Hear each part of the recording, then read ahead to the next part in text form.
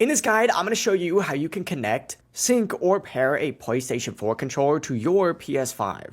Before we do dive in this video, make sure to like the video and subscribe to the channel with all notifications on. It really does help the channel and lets us know that you want more content like this. Now first, obviously make sure that you already have a PlayStation 5 controller connected, or at least some sort of controller connected, since we are going to navigate through the menus in order to do this. But from the home screen on the PS5, go ahead and scroll up until you see this little settings gear up in the top right corner and select it. It's going to take us to a page that looks something like this. You're going to want to scroll down on this page until you see this accessories tab right here.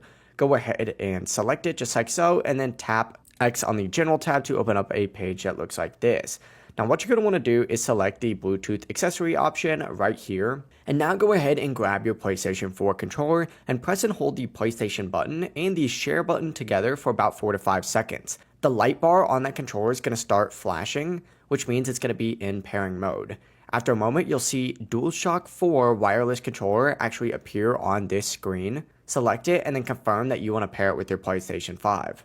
After doing so, you'll be prompted to sign in with a PlayStation Network account for that controller. You don't have to do this, but it is nice. So choose your account, and then that PlayStation 4 controller is now going to be paired with your PlayStation 5. If this video did help you out, don't forget to like the video and subscribe to the channel with all notifications on. It really does help with the channel and lets us know that you want more content like this. Have a great rest of your day. Peace.